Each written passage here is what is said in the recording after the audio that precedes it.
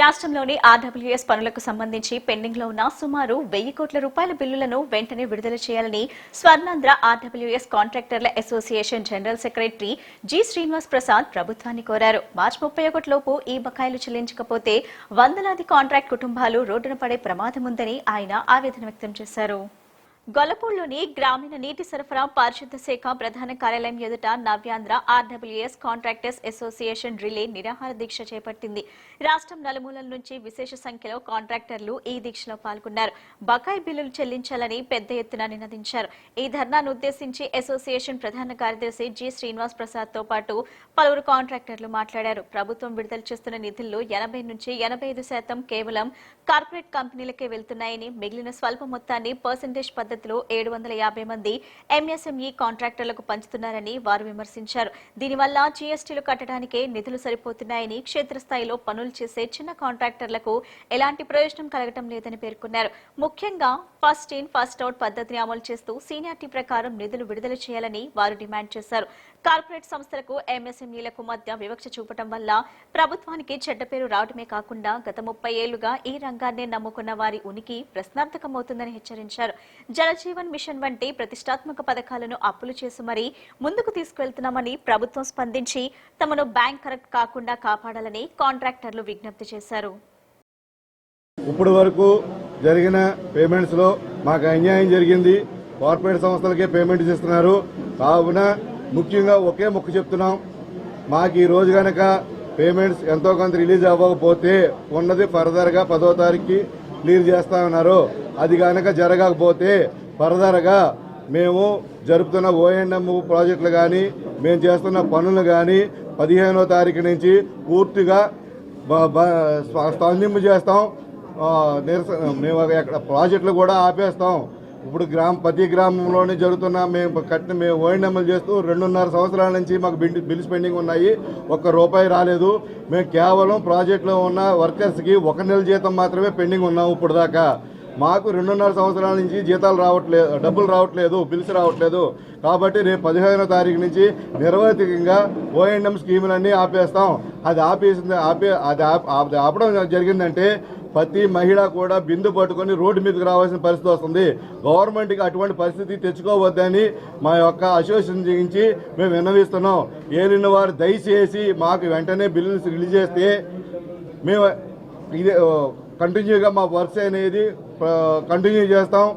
లేని ఎడల ఎట్టి పరిస్థితుల్లోని ప్రతి జిల్లాలో అన్ని మండలాల్లో ఉన్న ఓఎండ్ఎం స్కీములన్నీ కూడా మేము నిలిపివేస్తాం. గత వారం రోజులుగా మేము ఇక్కడ మాకు రావాల్సిన 2 సంవత్సరాల నుంచి మాకు రావాల్సిన పేమెంట్ల కోసం నిరసన తెలియజేస్తూ ఉన్నాం, మౌన దీక్ష చేస్తూ ఉన్నాం.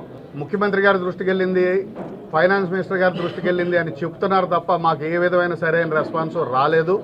ఏ రకమైన సానుకూలమైన చర్యలు తీసుకోలేదు. ఈ రోజు వరకు మౌన దీక్షలు చేసాం. ఈ రోజు పేమెంట్ ఇవ్వకపోతే రేపటి నుంచి నిరవధిక నిరాహార దీక్షలు కూర్చుందామని మా కమిటీ అంతా కూడా నిర్ణయించుకున్నాం. మా పేమెంట్లు వచ్చే వరకు మేము ఈ ఆఫీస్ దగ్గర నుంచి కదిలేదు లేదు. నిరవధిక నిరాహార దీక్షలు కంటిన్యూ చేస్తాం. 15వ తారీఖు నుంచి ఏప్రిల్ నెల 15వ తారీఖు నుంచి ఓఎండ్ఎం స్కీములన్నీ కూడా ఆపడానికి నిర్ణయం తీసుకున్నాం. మేము చేస్తున్న ఓఎండ్ఎం స్కీములన్నీ కూడా ప్రతి స్కీము ఆపడానికి నిర్ణయం తీసుకున్నాం. దానివల్ల విపరీతమైన చెడ్డ పేరు వస్తుంది గవర్నమెంట్కి. ఎవరికి నీళ్లు అందక ఈ విషయాన్ని పరిగణలోకి తీసుకుని దీన్ని ఎమర్జెన్సీగా భావించి మాకు నాబార్డ్లో రిలీజ్ అయిన 1600 కోట్ల రూపాయలు బ్యాంక్ అకౌంట్లో ఆల్రెడీ ఉంది. నాబార్డ్ నుంచి ఈ జలజీవన్ మిషన్కి ఇవ్వడానికి 1600 కోట్ల రూపాయలు రుణం తీసుకున్నారు. అందులో 700 కోట్లు మాత్రం రిలీజ్ చేసి 700 కోట్లు కార్పొరేట్ సంస్థలకు చెల్లించారు. మిగిలిన 900 కోట్ల రూపాయలు 10వ తారీఖు లోపల ఇస్తానని హామీ ఇస్తున్నారు. హామీని నెరవేర్చుకోవాల్సిందిగా కోరుతున్నాం. మీన్ వైల్ మాకు రిలీఫ్గా కనీసం 300 కోట్ల రూపాయలన్నా ఈరోజు రిలీజ్ చేయమని అడిగాం. మేము అందరూ ఇళ్లకు పోవడానికి దాని మీద సీఎం గారు దృష్టి పెట్టి అది రిలీజ్ అయ్యేలా చూడమని చెప్పి ఆయన కోరి ప్రార్థిస్తున్నాం. 2 సంవత్సరాల నుంచి మొత్తం 4 సంవత్సరాల నుంచి వర్కులు చేసేది మొత్తం 4 సంవత్సరాల నుంచి వర్కులు చేసింది మొత్తం ఇప్పుడు మన స్టేట్లో జరిగిన వర్కులన్నీ చేసింది ఓన్లీ ఎంఎస్ఎం కాంట్రాక్టర్లు మాత్రమే. కార్పొరేట్ సంస్థలు వచ్చింది గత 6 నెలల నుంచి మాత్రమే కార్పొరేట్ సంస్థలు వచ్చినాయి. కానీ వచ్చిన డబ్బు కార్పొరేట్ సంస్థలకు దోచిపెడుతున్నారు. మాకు మాత్రం ఏమి ₹1 పనులు చేసింది మేము, డబ్బులు ఇస్తున్నది వాళ్ళకి. చేసిన పనులకు మాకు డబ్బులు ఇవ్వట్లేదు. చేయవలసిన పనులకి ఎప్పుడో ఇంక 2 ఏళ్లకో 3 ఏళ్లకో వాళ్ళు చేసే పనులకు కూడా ఇప్పుడే డబ్బులు ఇచ్చేసి మా కాంట్రాక్టర్ వ్యవస్థని నాశనం చేస్తున్నారు. మమ్మల్ని ఏ విధంగా నాశనం చేస్తున్నారంటే మాకు టర్నోవర్లు ఆగిపోయినాయి, బ్యాంకు లోన్లు ఆగిపోయినాయి, మా లేబర్ నుంచి ప్రజల నుంచి ఎన్నో ఇబ్బందులు ఫేస్ చేస్తున్నాం. ఈరోజు మాకు న్యాయం చేయని పరిస్థితుల్లో అధికారులు కావచ్చు, రాజకీయ నాయకులు కావచ్చు, అందరూ మంత్రులు కావచ్చు, అందరూ స్పందించి మాకు న్యాయం చేయాలని చేతులెత్తి ప్రార్థిస్తున్నాం. రెండోది ఏమనగా, మీరు ఏ విధంగా మీరు చేయకపోతే ఈ మా మిత్రులు చెప్పిన విధంగా 10వ తేదీ లోపల కానీ మాకు న్యాయం జరగకపోతే 15వ తారీఖు నుంచి ఓఎన్ఎంలు కావచ్చు, స్కీములు కావచ్చు అన్నీ నిర్బంధిస్తాం. మా నిరసన తెలియజేస్తాం.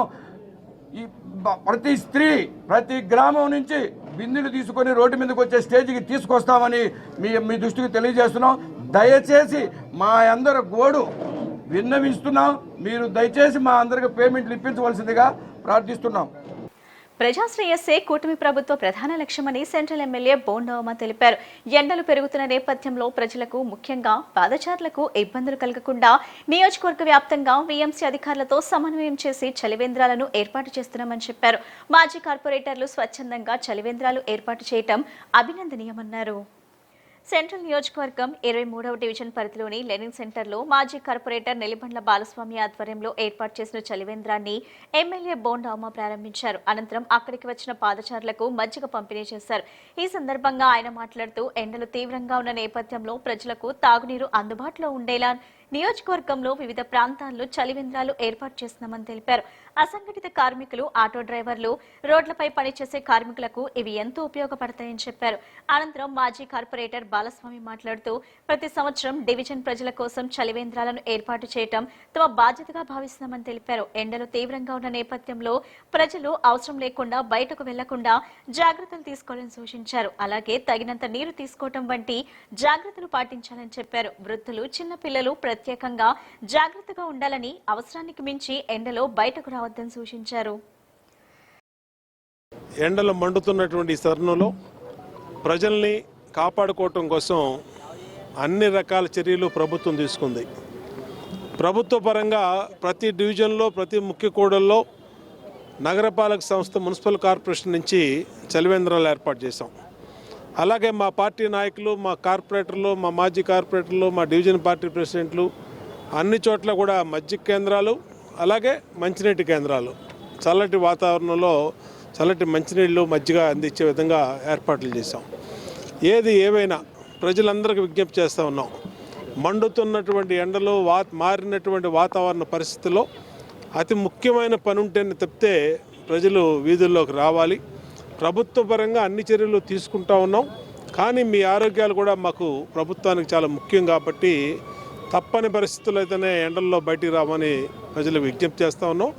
రోడ్ల మీదకి వచ్చినటువంటి మా బాటసారులకి, అలాగే ఆటో కార్మికులు, అసంఘటిత కార్మికులు, ప్రజలందరికీ కూడా అన్ని కూడళ్ళలో కూడా మంచినీటి చలివేంద్రాలు, మజ్జిగ చలివేంద్రాలు అన్ని కూడళ్ళలో కూడా పెట్టి ప్రజల్ని ఏ ఎండ ఇబ్బంది పడకుండా కాపాడుకుంటామని తెలియజేస్తూ, మరి ఈ రోజున 23వ డివిజన్ లెనిన్ సెంటర్లో మా మాజీ కార్పొరేటరు నెల్లిబండ్ల బాలస్వామి, ఇక్కడ డివిజన్ నాయకులు దుర్గారావు గారు అందరూ కూడా ఇక్కడ ప్రతి సంవత్సరం ఏర్పాటు చేస్తున్నట్టుగానే ఈరోజు చలివేంద్రాలు ఏర్పాటు చేసినందుకు వారిని హృదయపూర్వకంగా అభినందిస్తాం. ప్రతి సంవత్సరం 23వ డివిజన్లో మరి ప్రజలకు ఎలాంటి ఇబ్బంది ఉండకూడదు, ఎండలకి ఎలాంటి ఎండల బారిన పడకూడదని చల్లగా మజ్జిగ పంపిణీ కార్యక్రమం ప్రతి సంవత్సరం కూడా లెనిన్ సెంటర్లో మా టీం టీడీపీ ఆధ్వర్యంలో ఏర్పాటు చేస్తుంటాం.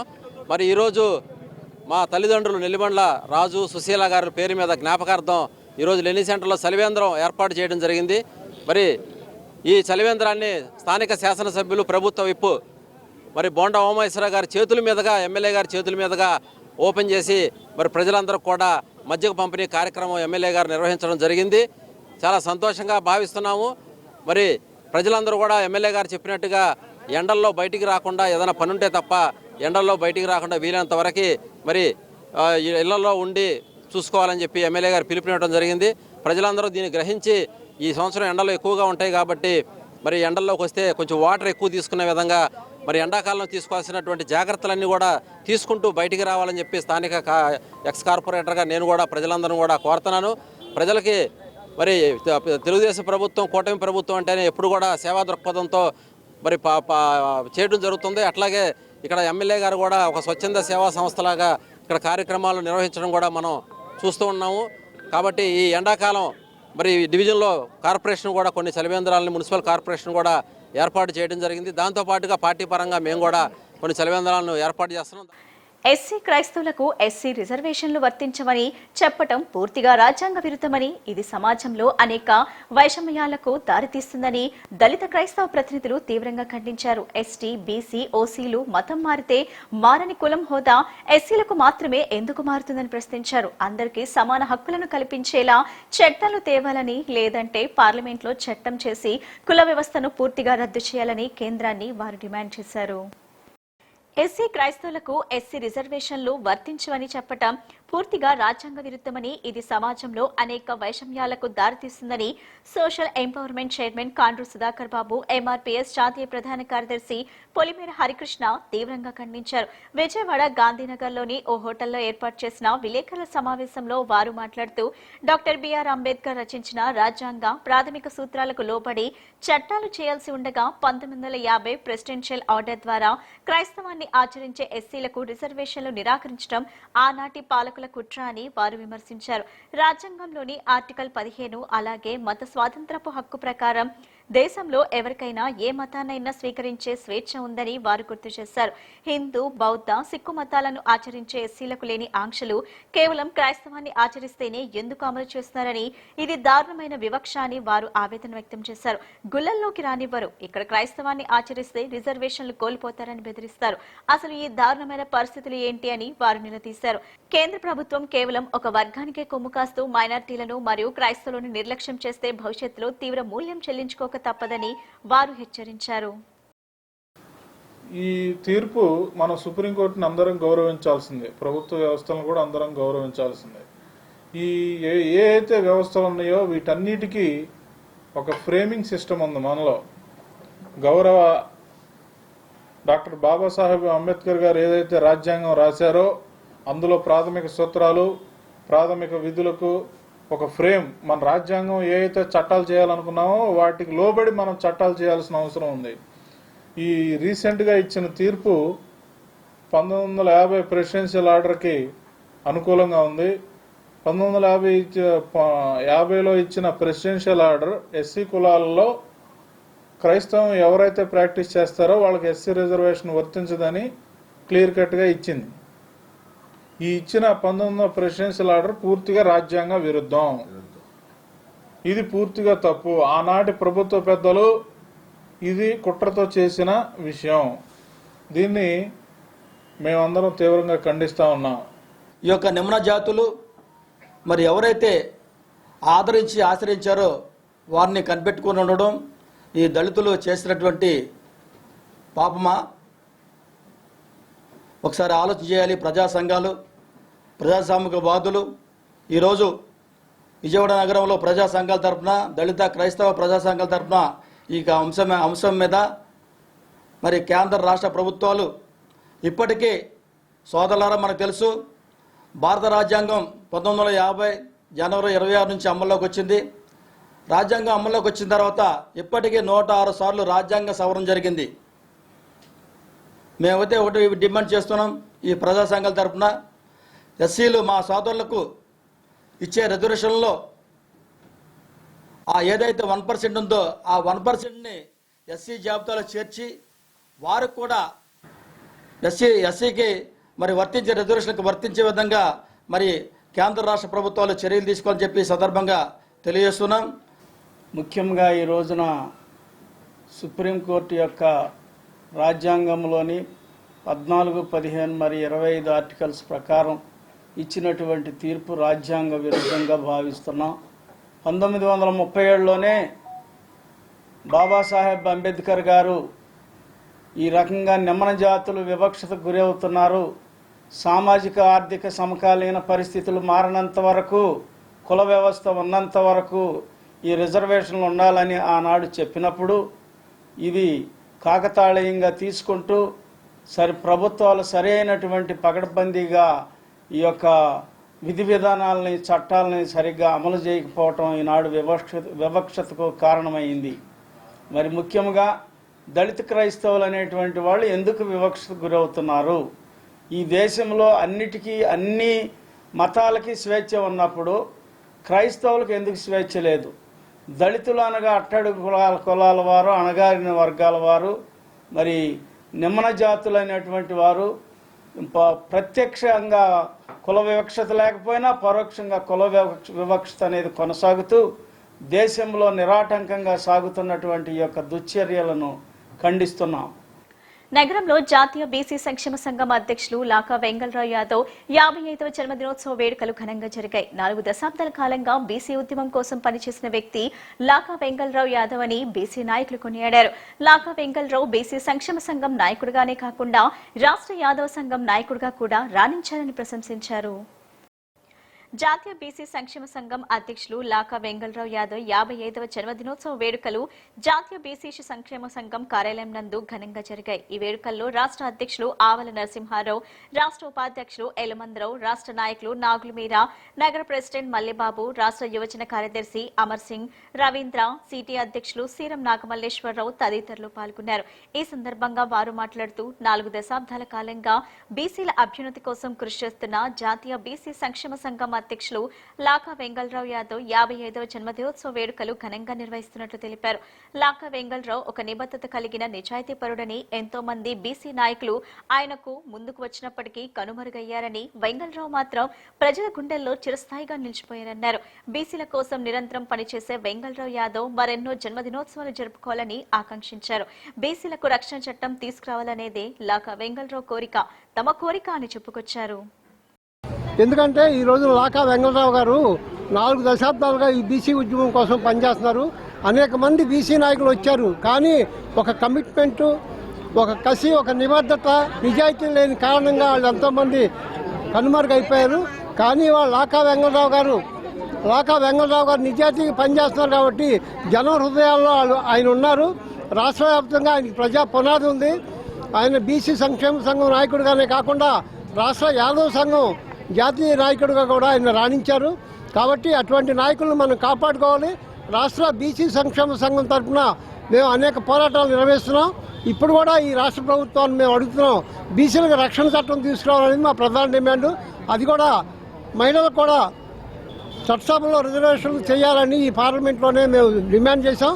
అదేవిధంగా ఢిల్లీలో కూడా ఒక 2 నెలల క్రితం ఢిల్లీలో కూడా మేము ఆందోళన కార్యక్రమం చేశాం వెంగళరావు గారి నాయకత్వంలో.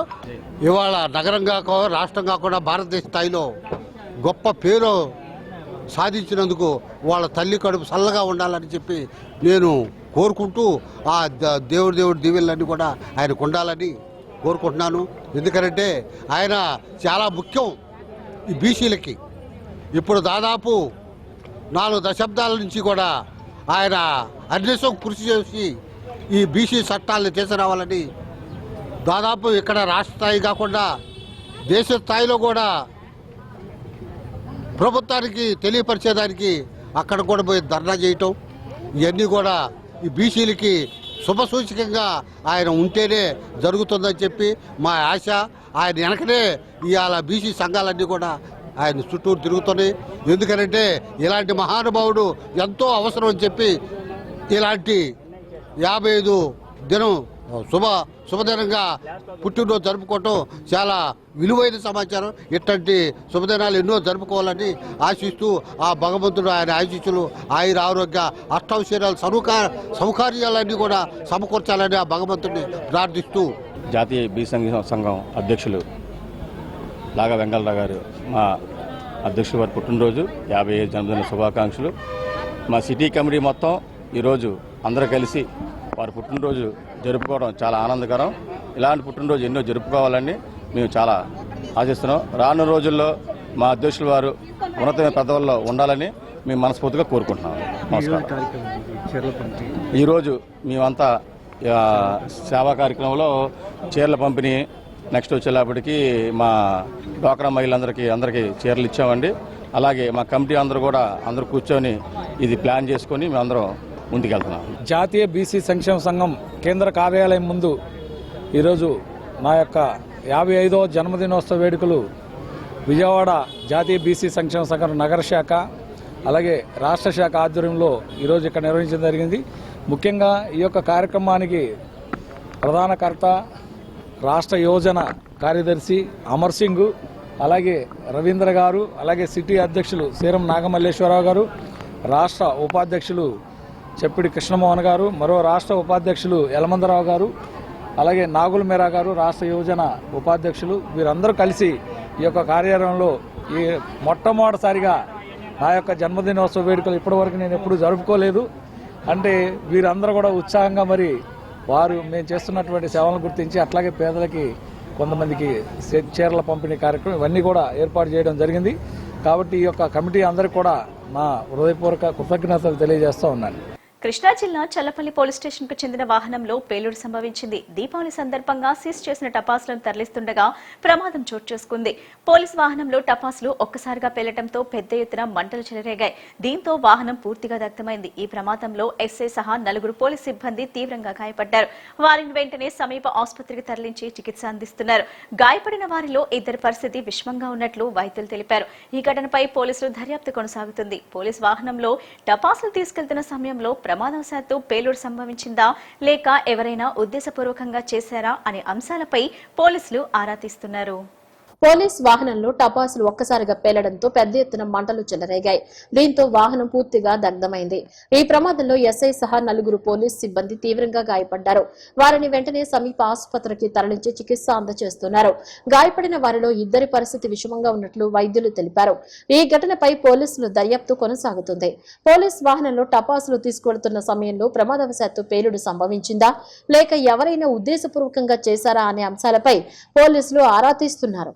బులెటిన్ ముగించే ముందు హెడ్లైన్స్ మరోసారి. ఎలుకల మందు సేవించి తీవ్ర స్థితిలో తమ ఆసుపత్రిలో చేరిన 21 ఏళ్ల యువకుడిని సిప్లెక్స్ అనే అత్యాధునిక చికిత్సతో రక్షించి లివర్ ట్రాన్స్ప్లాంట్ అవసరాన్ని పూర్తిగా నివారించామని రవి అమెరికన్ క్యాన్సర్ కేర్ ఆసుపత్రి వైద్యులు తెలిపారు.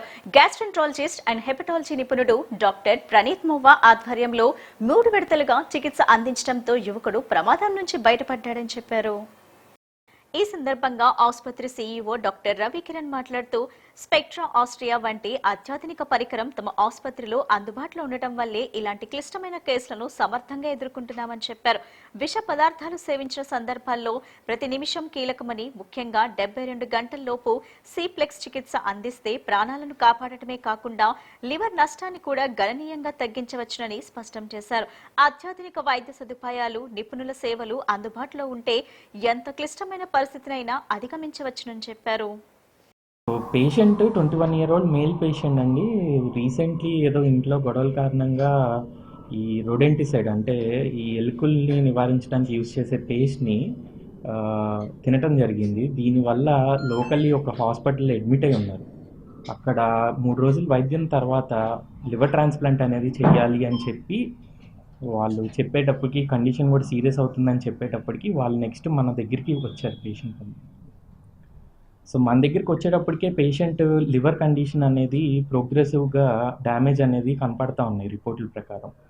సో ఆ ప్రోగ్రెషన్ కనుక అట్లానే వెళ్తూ ఉంటే నిజంగానే liver transplant at the same time condition serious ఉండటం వల్ల మన దగ్గర ప్లాస్మా ఎక్స్చేంజ్ అనేది అవైలబుల్గా ఉండటం వల్ల ఆ సెషన్ స్టార్ట్ చేయగానే పేషెంట్కి ఎక్సలెంట్ రెస్పాన్స్ వచ్చిందండి. సో దీనివల్ల ఏంటంటే లివర్ ట్రాన్స్ప్లాంట్ అనేది కూడా మనం అవాయిడ్ చేయడం జరిగింది. ప్రస్తుతం మంచి ఇంప్రూవ్మెంట్ ఉండి డిశ్చార్జ్ కూడా చేయబడుతున్నారు పేషెంట్. సో కరెక్ట్ టైంకి మనం కనుక ప్లాస్మా ఎక్స్చేంజ్ అనేది చేయగలిగితే చాలామంది పేషెంట్స్కి ఈ రొడెంటిసైడ్ పాయిజనింగ్ వల్ల లివర్ డ్యామేజ్, లివర్ ఫెయిల్యూర్లో ఎండ్ అయ్యే పేషెంట్స్కి ప్లాస్మా ఎక్స్చేంజ్ ద్వారా ఎక్సలెంట్ రెస్పాన్స్ అనేది మనం ఇవ్వగలం. సో మెయిన్లీ ఈ ప్లాస్మా ఎక్స్చేంజ్ ఏ టైంకి and at the same time ఏంటంటే ఇది కరెక్ట్ టైంకి అంటే వైద్యం కొంతమంది సివియర్ ఉన్న పేషెంట్స్కి అట్లీస్ట్ లివర్ ట్రాన్స్ప్లాంట్ చేసే టైంలో ఒక బ్రిడ్జ్ లాగా మనకి ఎక్స్టెండెడ్ సర్వైవల్ అనేది కూడా బెనిఫిట్ ఉంటుంది ప్లాస్మా ఎక్స్చేంజ్ వల్ల. అది ఏం చేస్తారంటే మన బ్లడ్లో ప్లాస్మా, ఎర్ర రక్త కణాలు, ప్లేట్లెట్స్, తెల్ల కణాలు అన్నీ ఉంటాయి. ఈ ప్లాస్మాలో అంటే అదొక ద్రవ పదార్థం మన బాడీలో. అందుట్లో రకరకాల టాక్సిన్స్ లేకపోతే యాంటీబాడీస్ ఇటువంటి ఎన్నో ఉంటాయి. డాక్టర్ గారు చెప్పినట్టుగా అందుట్లో ప్లాస్మా ఎక్స్చేంజ్ చేయటం వల్ల ఏంటి అంటే ఆ చెడుని తీయగలిగారు. అలాగే లివర్ కూడా సరిగ్గా పనిచేయనప్పుడు దాంట్లో ఉన్న చెడును కూడా బయటికి తీయటం కుదురుతుందన్నమాట. అలా చేయటం అనేది ఏంటంటే మన దగ్గర స్పెక్ట్రా ఆప్షన్ అనే మెషిన్ ఉంది. దాని ద్వారా ఈ ప్లాస్మా ఎక్స్చేంజ్ అంటే రక్తశుద్ధి చేయడం చాలా తేలికైన పని. అది కొంచెం శ్రమతో కూడుకున్న టీం అందరూ కలిసి డాక్టర్ రంగారావు గారు, డాక్టర్ సౌజన్య గారు అందరూ కలిసి దాన్ని సక్సెస్ఫుల్గా చేసి మనిషిని బతికించడానికి చాలా తేలిగ్గా అయింది.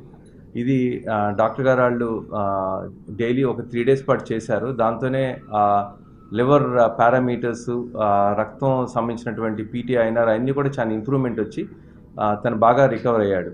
అది కనుక టైంకి చేయకపోతే లివర్ ఫెయిల్ అయిపోయి ట్రాన్స్ప్లాంట్కి వెళ్ళాల్సి వచ్చేది. ట్రాన్స్ప్లాంట్ అనేది చాలా ఖర్చుతో కూడుకున్నటువంటి వ్యవహారం, ప్లస్ అది ఇమీడియట్గా దొరికేది కాదు. It's a time taking process అన్నమాట. ఈ మెషిన్తో మా దగ్గర ఉంది. అది we have been using for 2 years అన్నమాట. అంటే అన్ని రకాల కండిషన్స్కి వాడుతూ ఉంటాం. అంటే అదేంటి రక్తం గడ్డగట్టినప్పుడు అది తీయటానికి, అలానే తెల్ల రక్త కణాలు ఎక్కువైతే తీయటానికి, రకరకాల మెడికల్ ఎమర్జెన్సీస్ అంటే గిలియన్ బ్యారీ సిండ్రోమ్ అని, మైస్థీనియా గ్రేవిస్, వీటిలో కూడా ఆ మెషిన్ వాడి ఆ రక్తశుద్ధి చేయటం వల్ల ఎంతోమందికి హెల్ప్ఫుల్గా ఉంటుంది. ఈ ప్లాస్మా అనే దాంట్లోనే మన ఎర్ర రక్త కణాలు, తెల్ల రక్త కణాలు, ప్లేట్లెట్స్ అన్నీ డిజాల్వ్ అయ్యి ఉండి మనకి దేహంలో మనకు కావాల్సిన అవసరాలన్నీ తీరుస్తూ ఉంటాయి. ఎవరైతే ఈ పేషెంట్ చెప్పారో అతను ఈ ర్యాట్ పాయిజన్ తీసుకోవడం వల్ల అతనికి నష్టం జరిగి అతను రక్త ప్రవాహంలో ఈ టాక్సిన్స్ అన్నీ తిరగడం వల్ల అతను లివర్ చెడిపోయి మిగతా ఆర్గన్స్ కూడా చెడిపోయే పరిస్థితుల్లో ఇక్కడ డయాలసిస్ అంటే ఓన్లీ అక్కడ ఉండే నైట్రోజన్ అది తీసి రక్తాన్ని శుద్ధి చేస్తుంది. ఈ ప్లాస్మా ఎక్స్చేంజ్లో ఏం చేస్తారంటే అక్కడ ఉండే ద్రవ పదార్థాన్ని కూడా పూర్తిగా తీసేసి ఈ ప్లాస్మాని కొత్త ప్లాస్మాతో ఎక్స్చేంజ్ చేస్తారు. ఆ మిషన్ మన దగ్గర ఉంది. 2 సంవత్సరాల నుంచి ఇక్కడ ఈ ప్లాస్మా థెరపీస్ వేరియస్ రక్త జబ్బుల్లో అది వాడడం జరిగి పేషెంట్స్కి ఎంతో మేలు జరిగింది. ఇప్పుడు ఈ పాయిజన్ తీసుకున్న వాళ్ళకు కూడా పాయిజన్ కలిసి ఉండే ప్లాస్మా తీసేసి కొత్త ప్లాస్మా ఎక్కిస్తారు. ఈ ట్రాన్స్ఫ్యూషన్ ఎక్స్చేంజ్ అంటారు. అది ఇక్కడ టైంకి చేయడం వల్ల అతనికి అక్కడ ఉండే టాక్సిన్, అది ఏదైతే పాయిజన్ తీసుకున్నాడో పాయిజన్ అంతా బయటికి తీయగలిగి కొత్త ప్లాస్మా ఎక్కించి అతనికి పునర్జన్మ ప్రసాదించడానికి అవకాశం జరిగింది. అందుకని మీకు తెలియజేసేది ఏంటంటే ఇక్కడ అత్యాధునికమైన థెరపీస్ ఉన్నాయి. అందులో ఈ బ్లడ్ బ్యాంక్ కూడా అప్డేటెడ్ కాబట్టి ఇటువంటి ప్లాస్మా ఎక్స్చేంజ్లు కూడా మేము చేస్తున్నాం. దాని ద్వారా ప్రజలకు అందుబాటులో రావడానికి రవికిరణ్ క్యాన్సర్ హాస్పిటల్ ప్లస్ మా బ్లడ్ బ్యాంక్ కూడా అందుబాటులోకి వచ్చినందుకు మేము చాలా సంతోషిస్తున్నాం. క్రైస్తవ మత విశ్వాసంలో అత్యంత పవిత్రమైన కాలంగా భావించే 45 రోజుల శ్రమదినాలు భక్తి, ఆత్మ పరిశీలన, ప్రార్థనలకు ప్రతీకగా నిలుస్తాయని సెయింట్ పీటర్స్ కో కథీడ్రల్ విచారణకర్త తామల విజయ్ కుమార్ తెలిపారు. ప్రతి ఏటా ఆనవాయితీగా నిర్వహించే మహాశిలువ యాత్ర ఈసారి కూడా ఘనంగా నిర్వహించామని, సెయింట్ పీటర్స్ కో కథీడ్రల్ విచారణ నుంచి గుణదల చర్చ్ వరకు భక్తి శ్రద్ధలతో ఈ యాత్ర కొనసాగిందని తెలిపారు. ఈ యాత్ర ద్వారా యేసుక్రీస్తు త్యాగాన్ని స్మరించుకుంటూ ఆయన చూపిన ప్రేమ, క్షమ, త్యాగ మార్గాన్ని ప్రతి ఒక్కరూ ఆచరించాలని పిలుపునిచ్చారు. సెయింట్ పీటర్స్ కో కథీడ్రల్ విచారణ సంఘం ఆధ్వర్యంలో ప్రతి సంవత్సరం నిర్వహించే మహాశిలువ యాత్ర ఈ ఏడాది కూడా అత్యంత భక్తి శ్రద్ధల మధ్య వైభవంగా జరిగింది. తెల్లవారుజాము నుంచే భక్తులు పెద్ద సంఖ్యలో చేరుకుని ప్రార్థనలతో యాత్రను ప్రారంభించారు. సెయింట్ పీటర్స్ కో కథీడ్రల్ నుంచి ప్రారంభమైన ఈ యాత్ర జోజినగర్, పెజ్జోనిపేట, ఆర్ఆర్పేట, సింగ్ నగర్, సత్యనారాయణపురం ప్రాంతాల మీదుగా గుణదల చర్చ్ వరకు కొనసాగింది. మార్గమంతా క్రైస్తవ భక్తులు యేసుక్రీస్తు కీర్తనలు ఆలపిస్తూ ప్రార్థనలు చేస్తూ ఆధ్యాత్మిక వాతావరణాన్ని సృష్టించారు. ఈ యాత్రలో వివిధ ప్రాంతాలకు చెందిన విచారణకర్తలు ఫాదర్ గువ్వల బాలరాజు, ఫాదర్ చిన్నప్ప, ఫాదర్ రారాజు తదితరులు పాల్గొని భక్తులకు ఆధ్యాత్మిక సందేశాలు అందించారు. యేసుక్రీస్తు శిలువపై అనుభవించిన బాధలను, మానవాళి కోసం చేసిన త్యాగాన్ని గుర్తు చేస్తూ 14 స్థానాల్లో ప్రత్యేక ప్రార్థనలు నిర్వహించారు. ప్రతి స్థానం యేసుక్రీస్తు జీవితం, ఆయన శిలువ మార్గంలోని సంఘటనల్ని ప్రతిబింబిస్తూ భక్తులను ఆలోచనల్లో ముంచెత్తింది. భక్తులు మౌనంగా క్రమశిక్షణతో యాత్రలో పాల్గొని తమ విశ్వాసాన్ని వ్యక్తపరిచారు. ఈ సందర్భంగా ఫాదర్స్ మాట్లాడుతూ మానవాళి రక్షణ కోసం యేసుక్రీస్తు చేసిన త్యాగం ప్రతి ఒక్కరికి ఆదర్శమని, ప్రేమ, క్షమ, సేవా భావనలను మన జీవితాల్లో ఆచరించాలని సూచించారు. ప్రపంచంలో శాంతి నెలకొనాలని, ప్రతి మనిషి దైవ ప్రేమకు పాత్రుడవ్వాలని ప్రార్థనలు చేశారు. ఈ యాత్ర ద్వారా యేసుక్రీస్తు త్యాగాన్ని స్మరించుకుంటూ ఆయన చూపిన ప్రేమ, క్షమ, త్యాగ మార్గాన్ని ప్రతి ఒక్కరూ ఆచరించాలని పిలుపునిచ్చారు.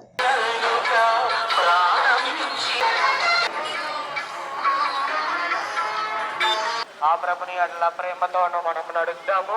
క్రమబద్ధంగా 2 లైన్ దీక్షా పరులు కానీ మీరు సహకరించి నడవవలసిందిగా కోరుచున్నాం.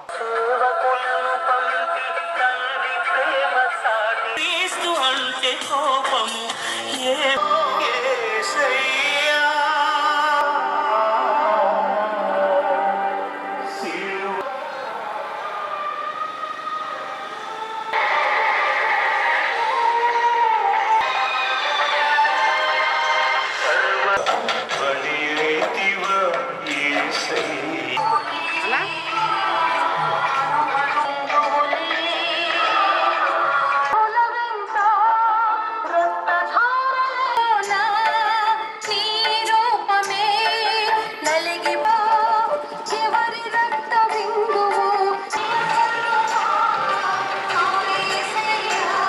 క్రైస్తవులకు 40 రోజుల శ్రమ దినాలు చాలా పవిత్రమైనటువంటి దినాలు.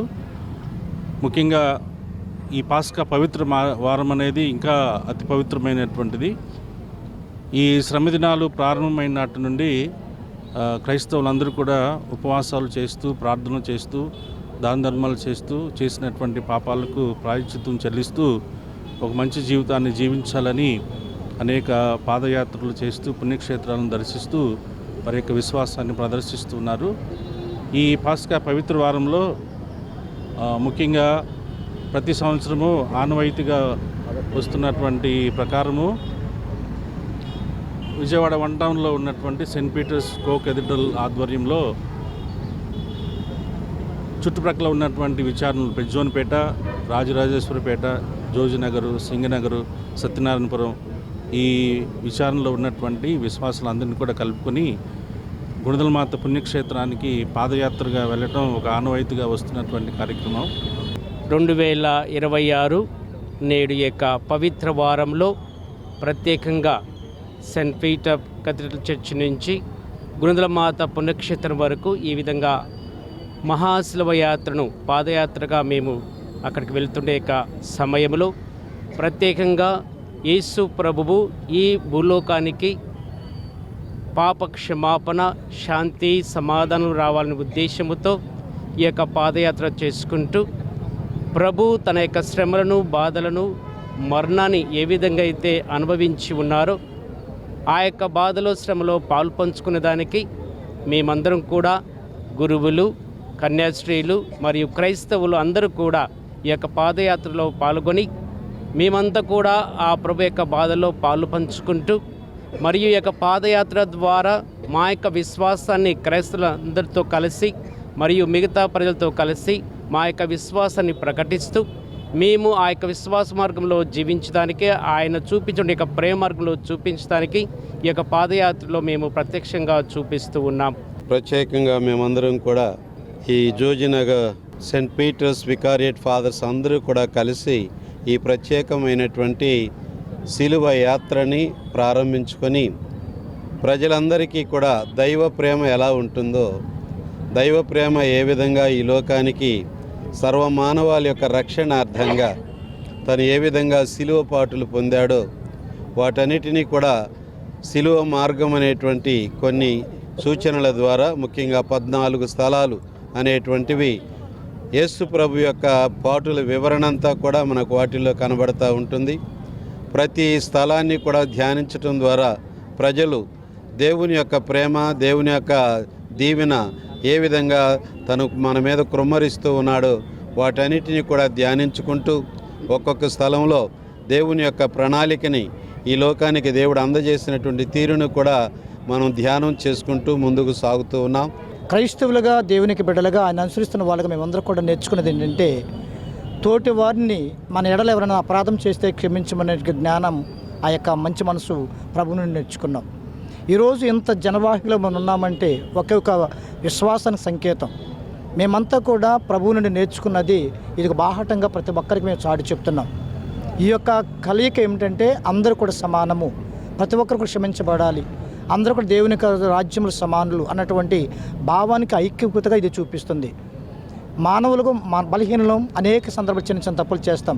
అయినా ఆ తప్పుల్ని మన మనసులో పెట్టుకుని వేధించుకోకుండా క్రీస్తు భగవాన్ని వేధించినప్పటికీ, ఆయన ఎంత హింసించినప్పటికీ ఆయన నోటును జాలువడిన చక్కని మాట ఏంటంటే, తండ్రి దేవుని ప్రార్థిస్తున్నాడు, తండ్రి వీరేం చేయొచ్చును వీరెరుగు వీరిని క్షమించండి.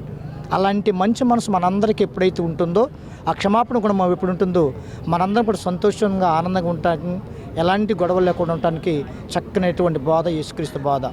వార్తలు ముగించే ముందు ముఖ్యాంశాలు మరోసారి.